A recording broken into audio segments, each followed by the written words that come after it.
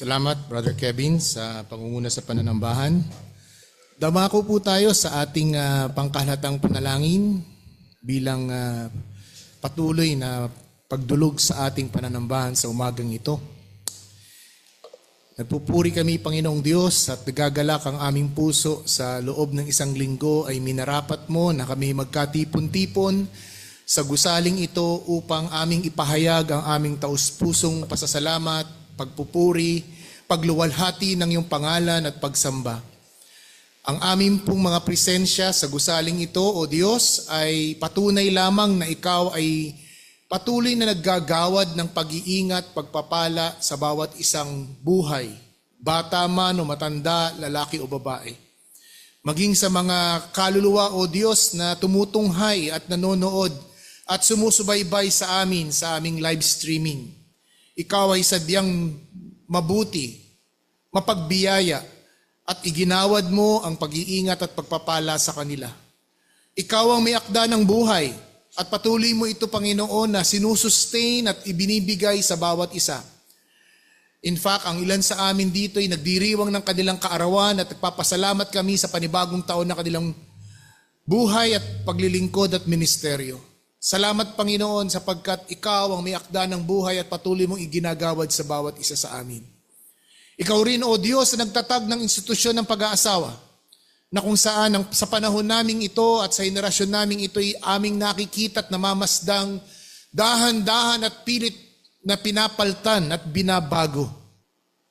Isang paglapastangan sa Diyos na nagtatag at nag-organisa ng pag-aasawa. Patawarin mo, O Diyos, ang aming bansa. Patawarin mo, O Diyos, ang sangkatauhan sapagkat dahil po sa aming kabuktutan ng aming puso at kaisipan, gaya ng binasa, O Diyos, sa Hosea chapter 9, ang pagbulusok ng moralidad ng tao dahil sa patuloy na pagtalikod at pagkilala sa iyong mga salita. O Diyos, hindi na nalalayo ang sangkatauhan sa ganitong klaseng spiritual condition. Kaya dalangin po namin, Panginoon, at patuloy kang magtayo ng iglesia at mga kalipunan ng mga mananampalataya na maninindigan at magpapahayag ng iyong salita.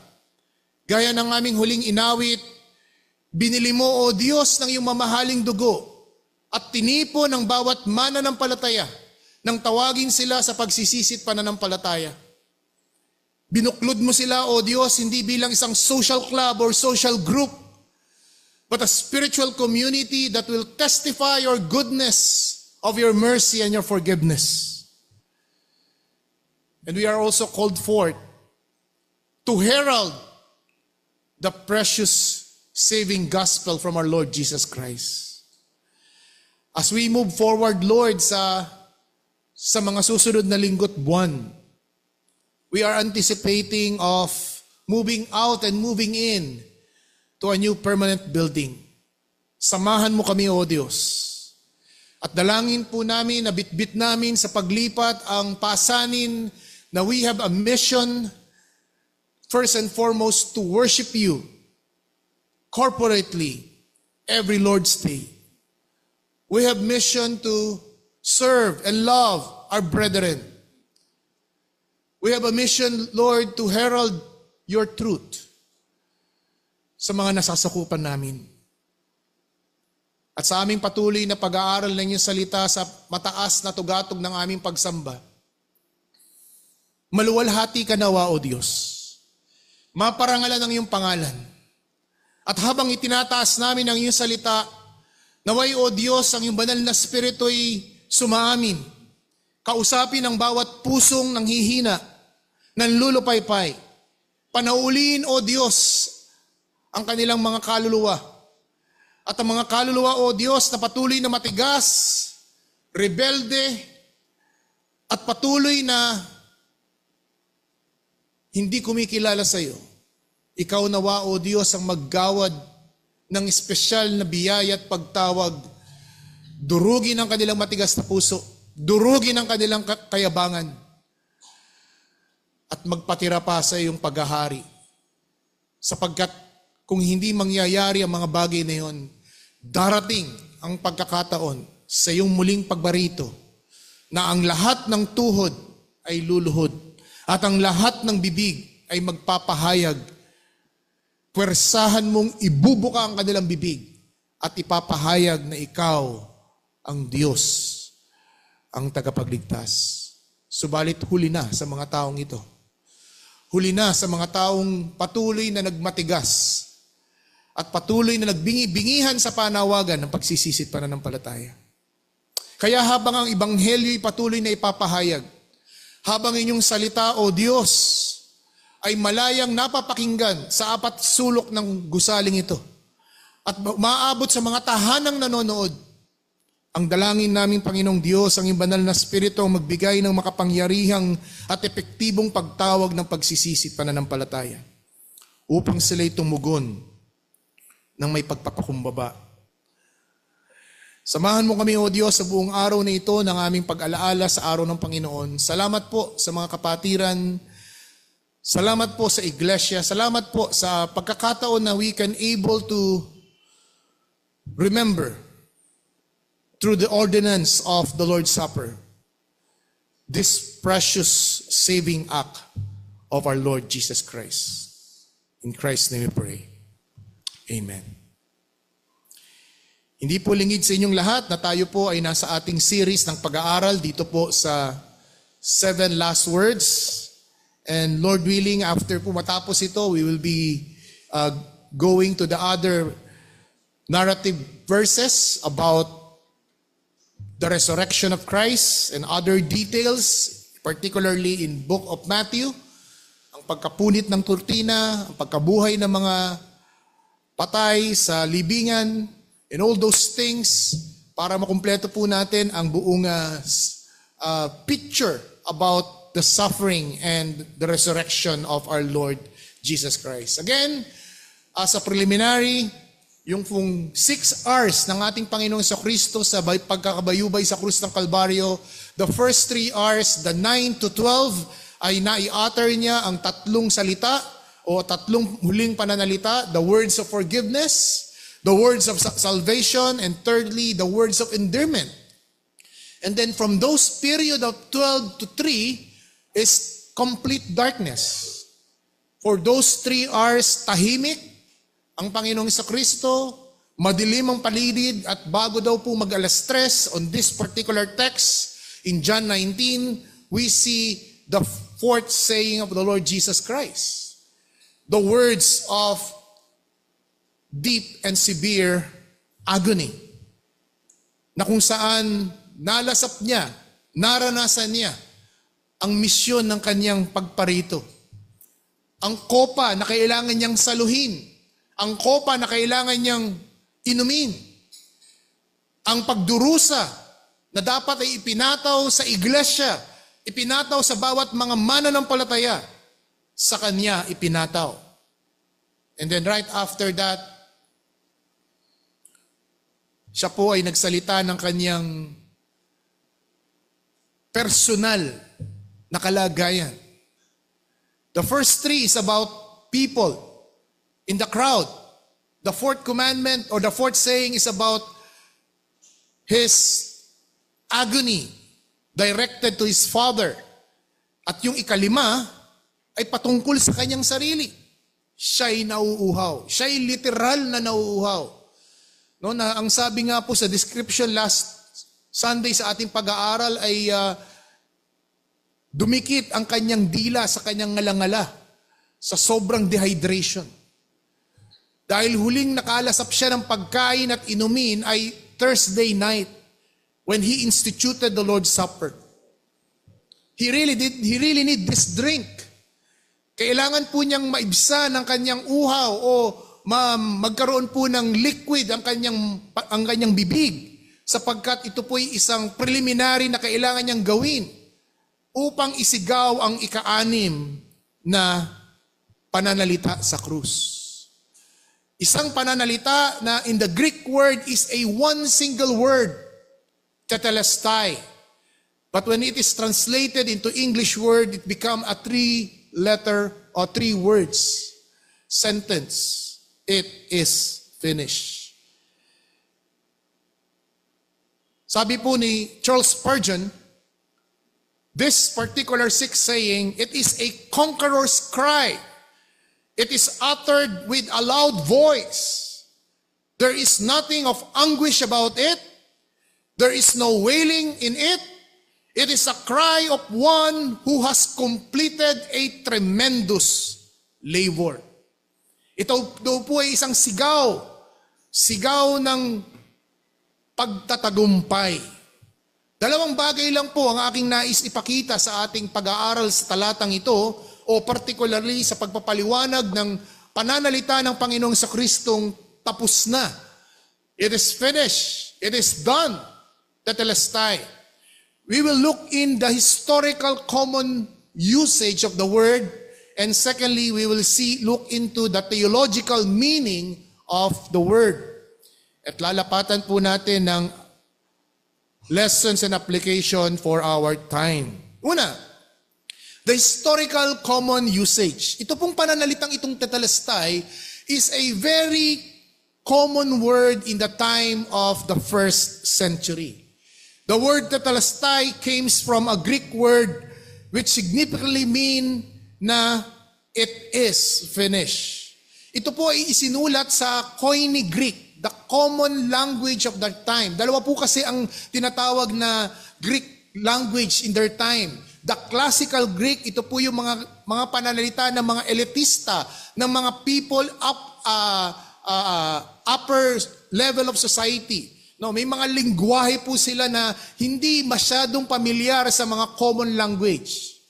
Samantalang ito pong ginamit mismo ng Panginoong Kristo is a Koine Greek. Ito po yung ginagamit ng ordinaryong tao na kahit mga elitista ay maiintindihan ng pananalitang ito.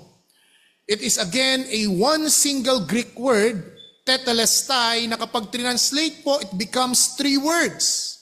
It is finished. Tetelestai comes from the root word teleo. Teleo means to finish, to end, to accomplish, or to pay. So yun po yung Greek word ng tetelestai, teleo. At meron pong tatlong kagamitan o ginagamit ang salitang tetelestai. Una sa lahat, ginagamit po ito sa isang business transaction. During their time ay umiiral na po ang trade and commerce. At sa pagte-trade ng commerce, meron po silang tinatawag na pautang. No, hindi rin po niya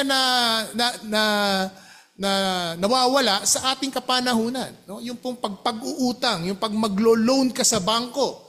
No, at kapag ikaw po ay naka-fully paid na, yung bangko ay mag-i-issue ng isang official receipt at nakadeklara doon na fully paid. In like manner, ganun din po ang kalakaran sa panahon ng unang siglo. In the first century, kapag ka isang tao ay may pinagkakautang, yung pong institusyon o yung taong na pinagkakautangan, kapag siya po ay nakapagbayad na ng buong buo, magbibigay po ito ng isang resibo, a certificate, at nakalagay po doon ay tetelestai. Ito po ay business receipt found in ancient days. At in fact, ito po yung may mga archaeological findings na nakita ron. Hindi na lang po buo yung salitang tetelestai, pero nakita po yung mga wordings na ito sa mga documents na unearthed by the historical archaeologists. Kaya pinapatunayan po na ang isang taong may pagkakautang, ang panghahawakan niyang ebidensya ay yung certificate na galing sa bangko o galing sa isang taong kanyang pinagkakautangan, at kinakailangan naroroon ang salitang tetelestai. Para po sa ating kapanahunan, kapag ikaw ay nagkumuha ng isang certificate, kinakailangan na merong dry seal. Hindi po authentic ang anuman pong klaseng uri ng dokumento kung walang tinatawag na dry seal. Dry seal probably ng logo ng institusyon, dry seal probably ng kumpanya o ng bangko. During those time, isa lamang po ang dry seal nila. At yun nga pong pananalitang tetelestai. It must be in print or it must be in writing on a particular document to make the document authentic. So doon po natin unang makikitang ginagamit ang salitang tetelestai. Ikalawa, ginagamit din po sa panahon ng unang siglo ang salitang tetelestai in courtroom statement. Hindi lamang po business statement ginagamit ang salitang ito, lalong-lalo na sa mga kapahayagan ng korte sa isang taong nakulong. Kapag po ang isang taong nakulong at kanya pong na-serve na the sentence na ibinigay at iginawad sa kanya. Like for example, siya po'y nakulong for 5 years, for 10 years. At during those years ay na-serve niya na ang sentensyang iginawad sa kanya ng korte, siya po'y i-issuehan ng korte ng dokumento again na nagsasalita at naglalagay na nagsasabing tetelestai. Meaning the sentence is fully served. Meaning the sentence has come to an end. It is finished. Immediate release, immediate freedom must take place. Yan po ang pangalawang gamit na ginagamit ang salitang tetelestai sa kapanahunan ng unang siglo. At ang ikatlo na ginagamit po ang salitang ito, hindi lamang po sa business transaction, hindi lamang po sa judicial court statement, but even in military campaign. Sa mga labanan po ng mga digmaan sa panahon po ng mga ancient time, no, yung pong mga leaders na nasa magkabilang panig at ang habang naglalabanan sa gitna yung mga kalaban. Kung sino man po ang manalo, ay isusulat po ng commander on ground yung sitwasyon. Kung sila po'y nanalo, isasabihin nilang the battle has accomplished, tetelestai. Isusulat po yun sa flag, tatakbo po yung messenger at dadalhin po niya yung mensahe doon sa kabilang kampo na kinabibilangan ng kanilang mga ranks, iwawagayway niya yun. At yung pagwawagayway na yon, yung nakasulat doon is tetelestai. Kapag nag-wave ang kampong yon, ibig sabihin sila ang nanalo. The battle has accomplished. We have won. Tetelestai. So yun po yung tatlong mahalagang gamit ng salitang ito. Kaya nung banggitin ito ng Panginoong Kristo sa krus, narinig ito ng mga Hudyo. Narinig ito ng mga common tao. Kahit ng mga Grego o sino man pong klase sapagkat it is a very common word being used in business transaction. It is a common word being used in judicial statement and it is being used in military campaign. So alam nilang natapos na. But the problem is, they did not know what's being accomplished. Alam nilang natapos na. Alam nilang may natapos. Pero theologically, biblically, yung mga taong ito ay hindi nila lubos na maunawaan ang pinatutukuyan ng Panginoong Kristong sa kanyang pananalitang tetelestai. And that's the second point, the theological meaning of the word tetelestai. I would like to share 3 theological meaning of the word tetelestai nang sabihin ito at banggitin ito ng Panginoong Kristo sa krus as His 6 last words at the cross. First, the first theological meaning or biblical meaning of the word tetelestai, the messianic prophecy is fulfilled. Ang lahat ng mga hula patungkol sa tagapagligtas, sa kanyang mga gagawin, particularly dito sa pagkakataong ito ng kanyang paghihirap, ay natupad na. The law is fulfilled. The sacrificial system is over. And that's the reason in verse 20 of chapter 19, after this, Jesus, knowing all was now finished, He said, to fulfill the scripture, Binanggit nga po niya yung I thirst. And then isinunod niya, matapos siyang makainom, tetelestai. Alam po natin sa pananampalataya ng isang Hudyo, the animal sacrificial system is the center of worship. Sa mga viewers po namin at sa mga followers namin, ang talagang pagsamba ay yung mismong handog. Yung singing, yung dancing, yung tambourines and everything, those are celebrations. You will find it in the Old Testament. Kapag sila po'y nanalo in victory, in battle, they celebrate. They will use the instrument. When there is a feast, 5 annual feast o yung 3 annual feast nila, they will celebrate. Nung dumating na po ang Ark of the Covenant, yung na-recover nila yung Ark of the Covenant from the Philistines, they celebrate. So all the instrument being used is in the thanksgiving and celebration mode of concept. Pero pag pinag-usapan natin ay pagsamba, ang pagsamba sa kanila ay yung dugo, yung pag-aalay ng hayop. That is their mentality. So let us not be confused about the celebration. Hindi porket nakita mo may instrument, o sige, sasamba tayo sa Diyos sa pamamagitan ng instrumento. There is a context on those occasions, and most of those are military victories, Thanksgiving celebration. No, Thanksgiving, hindi po ito yung regular worship nila. Ang talagang worship nila is the blood. Ang worship nila ay yung animal sacrifice. But the statement of Christ, it is finished. The law has been fulfilled. The sacrificial system has been is over. The ceremonial law is abolished. The substance is now come, and all the shadows have done away. Yung pong mga animal sacrifices, they are just shadows.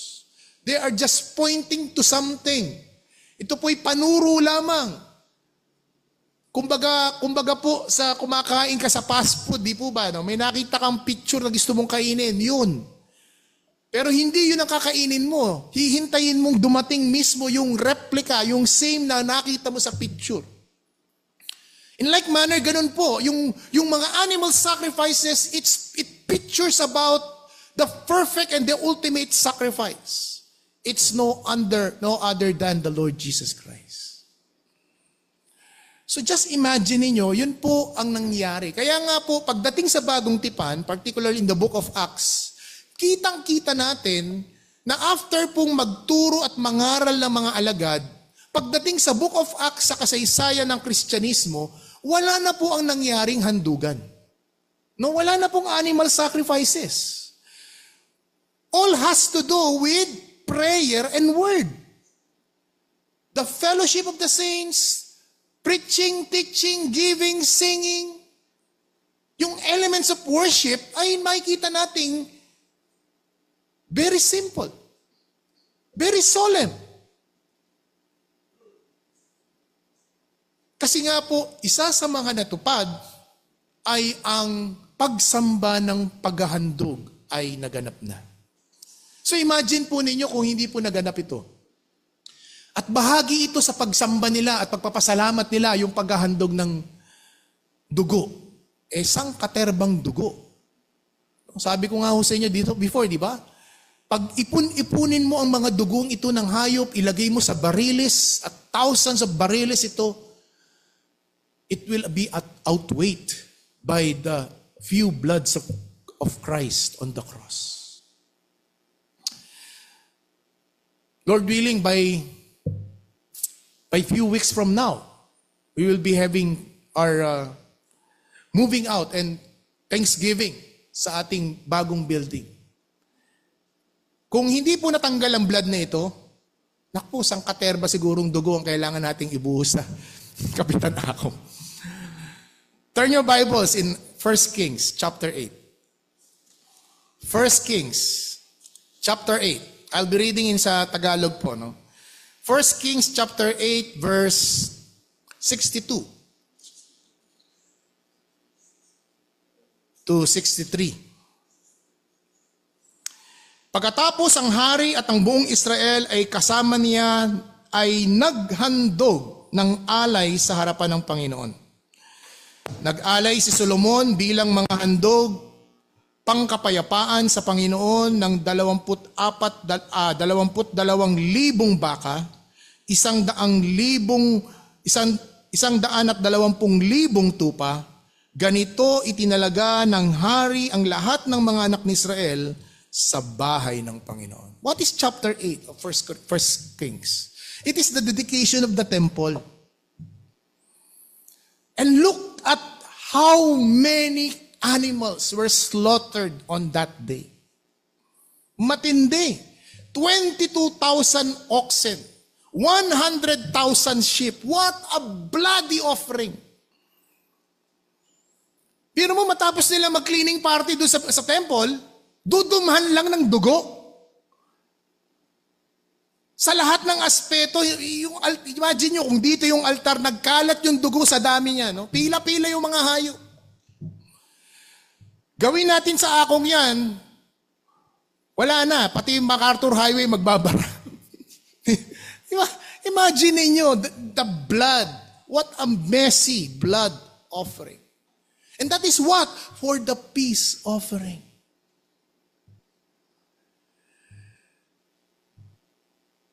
But that kind of offering was finished when Christ's blood, the few drops of blood shed on the cross, tetelestai. Bilang patunay, turn your Bibles in Hebrews 10. Hebrews chapter 10. Hebrews chapter 10. Verse 11 to 14. Ang bawat pari ay tumatayo araw-araw at naglilingkod ng paulit-ulit, nag-aalay ng gayunding mga handog na kailanman ay hindi makapag-aalis ng kasalanan. Verse 12. Ngunit, sa English, but, nang makapaghandog si Kristo ng isa lamang alay para sa mga kasalanan, para sa lahat, ng panahon siya'y umupo sa kanan ng Diyos. At buhat noon ay naghintay hanggang sa kanyang mga kaaway ay maging tungtungan ng kanyang mga paa. Sapagkat sa pamamagitan ng isang pag-aalay ay kanyang pinasakdal para sa lahat ng panahon ang mga pinabanal. Take note of these 4 verses or these 5 beautiful verses. Verse 10, 11, 12 to 14. Notice closely the comparison between the earthly priest and Christ as our high priest. Make a comparison. Take note sa verse 12. But. The word but is a conjunctive that introduces a contrast. Kapag nakarinig ka ng but o nakabasa ka ng but, it is a conjunction na pinaghahambing. Diba? Kapag sinabi ng doktor sa'yo, Dok, kamusta po result ko? Well, the results are, these areas are good. It's elevated ng konti. Ngingiti ka na. Pero sisimangot ka pag sinabi niyang but, because it's a contrast. The word but is a contrast. Ngunit, sa Tagalog, dito makikita natin na pinaghambing. Verse 11, yung pari, araw-araw nagsasakripisyo at hindi nakakaalis daw ng kasalanan. Tinatakpan lang yung kasalanan sa harapan ng Diyos. Kinover lang. Para lang pong pintura, yung alkitran, ipinahid lang para hindi makita, pero yung kasalanan nandoon pa rin. But in verse 12, there's a great big difference. Christ offered one-time single sacrifice. Yung human priest, araw-araw nasa templo siya. Araw-araw naghihintay siya ng isahandog. Nakatayo siya araw-araw. In fact, buong buhay niyang gagawin yun. Hanggat kaya niyang i-perform. Pero ang sabi dito, but Christ, minsan lang siya. Minsan lang niyang inaalay ang kanyang sarili at pagkatapos ano na nangyari? Umupo na siya sa kanang kamay o kanang bahagi, which means the power, the seat of power of God the Father. Hindi na siya uli mag-aalay. Hindi kagaya nung saserdote, araw-araw, paulit-ulit, tuloy-tuloy. Pero nung gawin ng Panginoong Kristo, itong pinag-aaralan natin, it is a once and for all sacrifice. Kaya sa aming pong mga kaibigang Roman Catholic, paumanhin po, yung pong doktrina ng pagpapamisa na tuwing magbimisa, saan man nakalagay ang misa, sa simbahan man, sa ospital man, o sa funeral homes man, pagpapamisa ang pamilya, ang doktrina ng Roman Catholic ay paulit-ulit na inaalay si Kristo.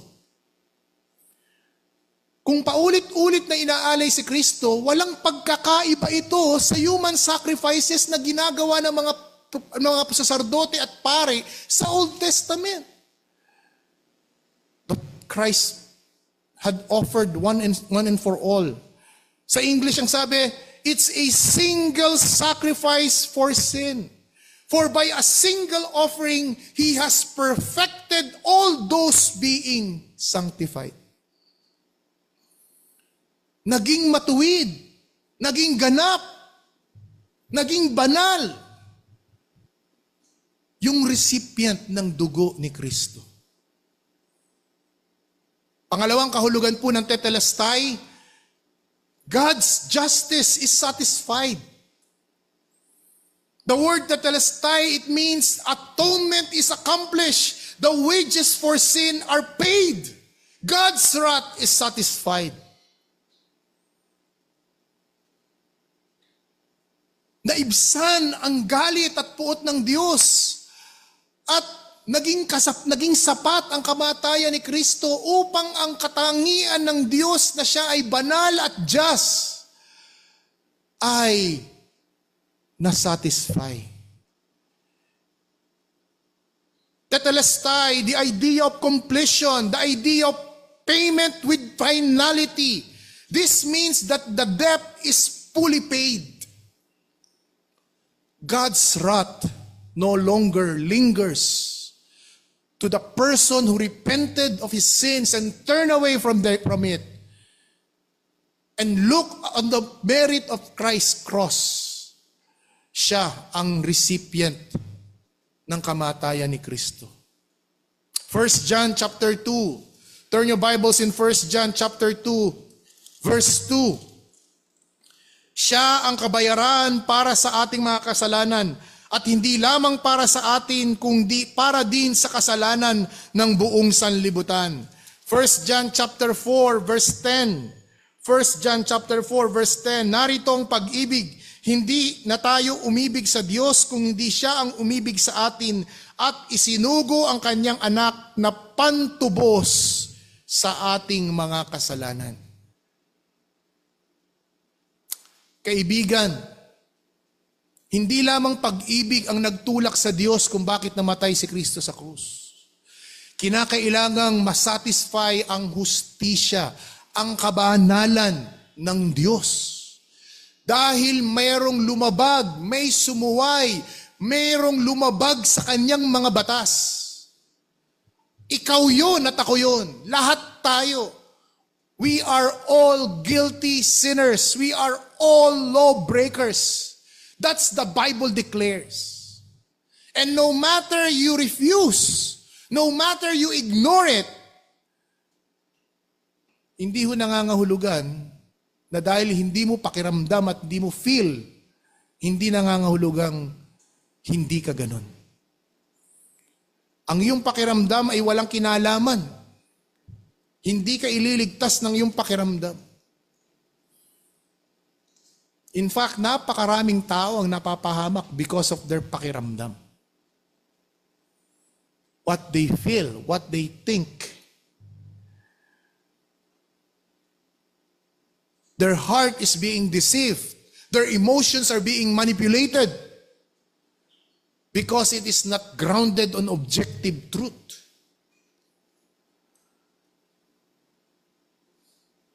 Pero sa kamatayan ng Panginoong Jesucristo, nagalit ang Diyos. Alam mo ba, kaibigan, araw-araw nagagalit sa iyo ang Diyos. Kung hindi ka lumalapit kay Kristo at wala kang ugnayan kay Kristo. Hindi po ako nagbibiro. Galit sa iyo ang Diyos araw-araw. Turn your Bibles in Psalms. Awit, chapter 7. Verse 11. Awit 7, verse 11. Ang Diyos ay hukom na matuwid at isang Diyos na araw-araw ay may galit. If you are living a 60-year-old right now and you do not know Christ, you have no personal relationship with Christ, I tell you, kaibigan, 60 years ka na rin galit na galit sa iyo ang Diyos. 60 years na hindi ka lumalapit sa Kanya. 60 years na hindi mo kinikilala ang Kanyang isinugo, ang Kanyang buktong na anak, na bilang probisyon at kaligtasan para sa kapatawaran ng iyong kaluluwa. Anong ginagawa mo? Nagpupumilit ka, nagsusumikap ka, na yung galit ng Diyos ay takpan mo. Bawasan mo ang galit ng Diyos. With your own merit, with your own righteousness, you are paying that particular sin. Ang hindi mo naiintindihan, lalong nako-compound. Lalong nagkakaroon ng interest. Nagpapatong-patong lalo ang kasalanang ginagawa mo. Bakit? Dahil sa ayaw mong kilalanin. Ayaw mo magpasakop sa paraan ng Diyos. Pilit mong iginigiit yung sarili mong paraan.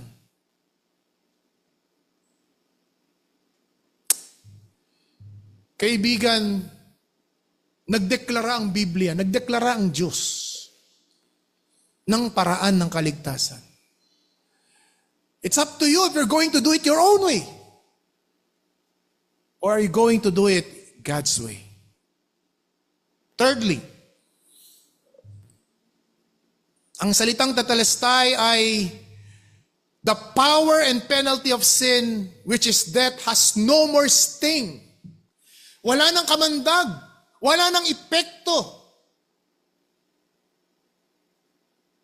Ang kapangyarihan ng kamatayan. Ang kamatayang tinutukoy dito is not the physical pain. It's not the physical death. It is the spiritual, the eternal death for those who will not submit to the Lordship of Christ. The lake of fire, the lake of hell.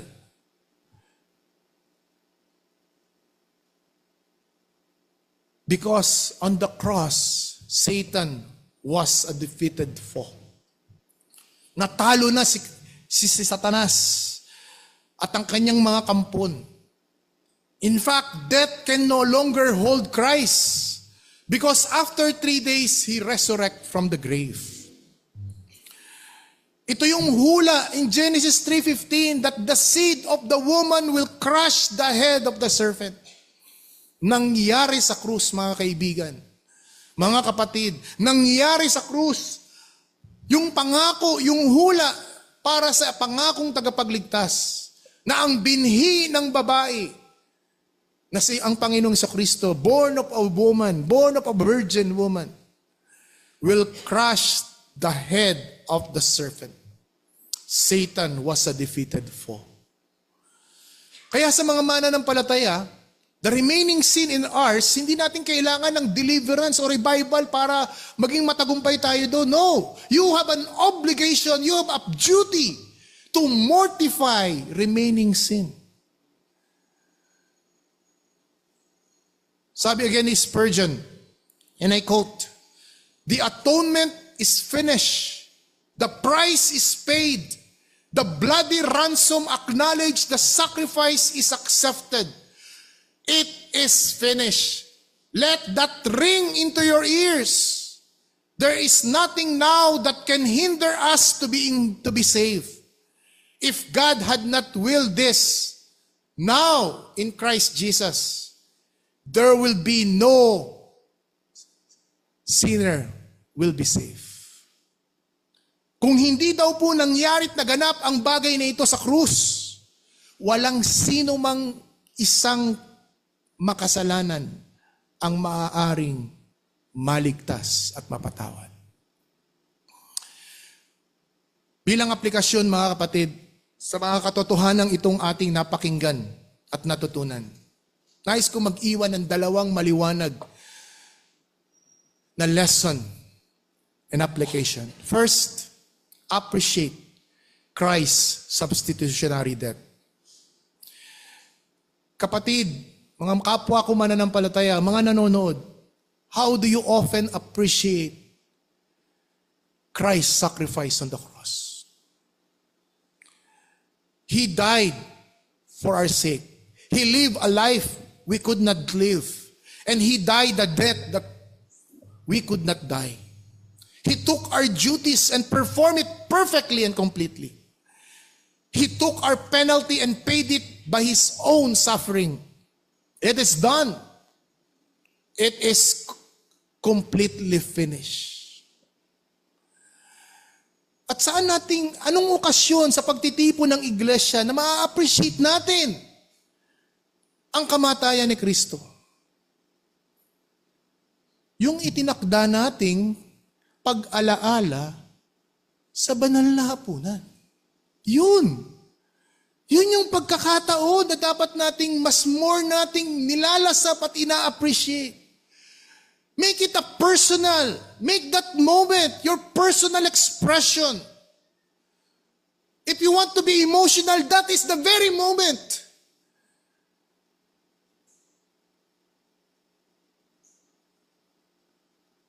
Because of His substitutionary death. He lived a life we could not live. He died a death we could not die. Kaya nga, let us reform our mindset. Pinapalampas natin. Minsan na nga lang sa isang buwan ng ating pag-alaala, palalampasin mo pa. Dahil ang mindset mo, may susunod na buwan pa naman. But you have missed. This is a means of grace. Observing the Lord's Supper is a means of grace, an opportunity to renew your commitment to Him. It is an opportunity you come and be revitalized spiritually. It is an opportunity for you to rededicate your life for the service and for His love. That's why we must appreciate Christ's substitutionary death. And secondly, show your love for Christ by loving His bride, the church. Kung talagang nagmamahal ka kay Kristo, mahalin mo ang iglesia. If you love Christ, you ought to love the brethren. You have to love the fellowship in one accord. If you love and cherish Christ, you must love and obey His words. Yun ang tunay na pagpapakita ng pagpapakitang mahal mo si Kristo. Hindi bukang bibig ito. Hindi ito yung sa social media na TikTok or what na kung saan kapag nagbigay ng mga punchline, hugot, kikiligin ka na. Napakababaw ng sentimento at emosyon natin pagdating sa pananalitang pag-ibig. Nadadala tayo sa ganda ng pananalita. Bakit? Nung pakita ba ng Panginoong Jesucristo ang kanyang pag-ibig, dinaan niya sa pananalita? Hindi. Dinaan niya sa krus. Dinaan niya sa gawa. Dinemonstrate niya. Ngayong ikaw, Kristiyano, na nagsasabing, mahal ko si Kristo. Mahal ko ang Panginoong Jesucristo. You have an opportunity and you ought to show it by loving Christ, by loving the church, the brethren, and loving His word. If you love Christ, you will be at the church and observing the Lord's Day as the most important place and activity. Psalms 84 verse 10. Turn your Bibles in Psalms 84 verse 10. Psalms 84 verse 10. Sapagkat ang isang araw sa iyong mga bulwagan ay mas mabuti kaysa sa anlibong mangdako. Nanaisin ko pang maging tanod ng pintuan ng bahay ng aking Diyos kaysa tumahan sa mga tolda ng kasamaan. Psalms 122. Psalms 122 verse 1.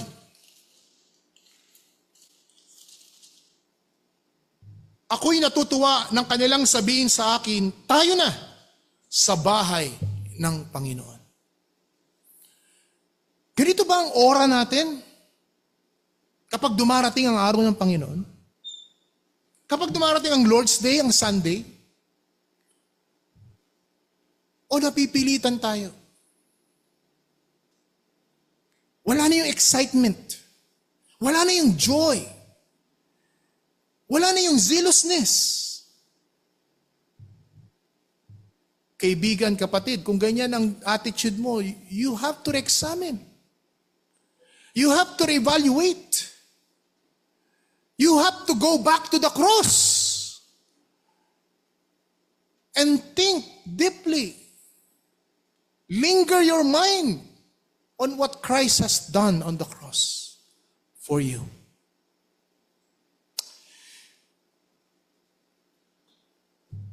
Alam niyo po, ang isa pang mahalaga sa talatang itong Tetelestai, the composition it was written. Tetelestai is in the present perfect progressive tense. Ibig sabihin, naganap siya na nung first century, pero yung epekto nito ay patuloy na nangyayari. The effectivity, the effect of it is continuous, ongoing. Bagamat namatay na siya first century ago, yung kapangyarihan ng dugo upang magpatawad, maglinis ng kasalanan ay umaabot hanggang sa kapanahunan natin. And that's the beauty of the gospel. That's how powerful the gospel of Christ is. Its effect lingers not only on the first century, but even up to our century. In fact, hindi lang siya prospective, retroactive pa nga eh. Dahil ang sinakop niya, hindi lang yung papunta sa ating henerasyon, pati yung pabalik doon sa panahon ni Abel. Nung si Abel ang unang-una naghandog ng animal sacrifices in Genesis chapter 4.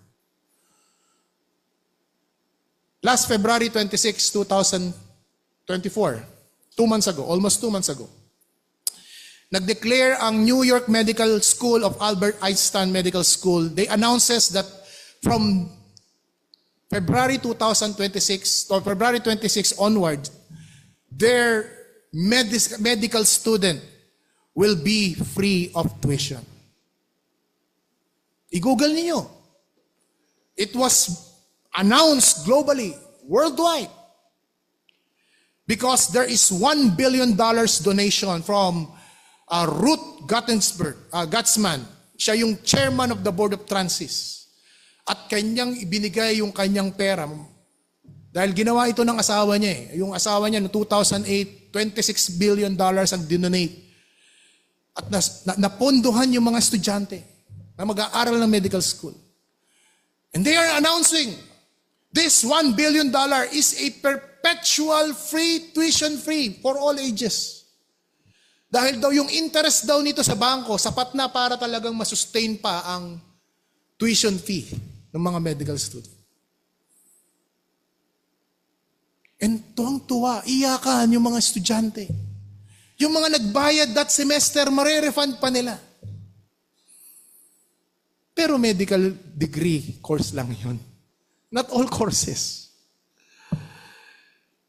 Pero ang kamatayan ni Kristo, sinakop hindi lang lahat ng mga Kristiyanong mga medical student. Kahit anong klaseng degree o ano man ang klase ng antas mo sa lipunan. Mababang nasa laylayan ka ng lipunan, nasa gitna ka o nasa taas ka ng lipunan, o tinakwil ka ng lipunan, anumang klaseng uri ka ng lipunan, kahit anong henerasyon ka nakatira, ang kapangyarihan ng kamatayan ni Kristo ang kanyang dugo. Sinakop niya ang lumang tipang mananampalataya at ang mga bagong tipang mananampalataya. Mas malawak, mas kagilagilalas ang epekto ng kamatayan ni Kristo in comparison dito sa $1 million. $1 billion donation sa isang medical school of Albert Einstein. Hindi ba dapat kang matuwa? Mapuno ang iyong puso ng labis na kasiyahan at kagalakan? That Christ's sacrifice was far better than this perpetual donor? For because it has a retrospective, it looked back from the very first burnt offering of Abel, through the time of prophets, to the time of the apostles, through the time of church fathers, through the time of reformers, to the 21st believers. At kahit lumipas na ang ating henerasyon, ang epekto ng kamatayan ni Kristo ay mabisa pa rin. Even the next believers, the next generation of believers, even to the very last believer bago dumating ang Panginoon. Kung darating ang Panginoon ng alas 12 at may magsisisi ngayon, 11:58, maliligtas pa rin. That's how precious, glorious, and wonderful the blood of Christ. Kaya kaibigan, kapatid, kung hindi ka nagigilala sa kamatayan ni Kristo, bumalik tayo sa panawagan ni Apostol Pablo. And on this I close. Turn your Bibles in 2 Corinthians. 2 Corinthians chapter 13.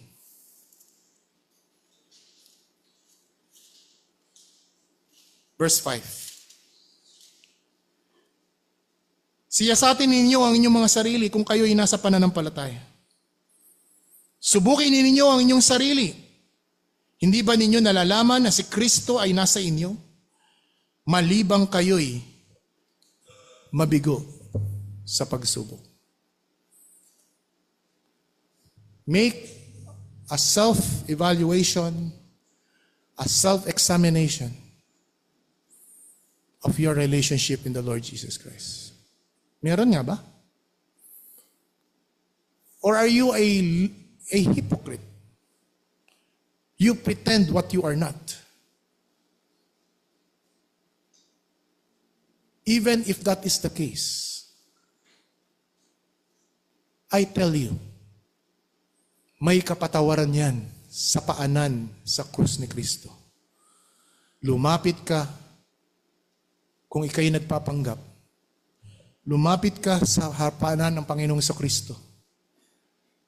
Kilalanin mo at pagsisihan mo ang iyong mga sala.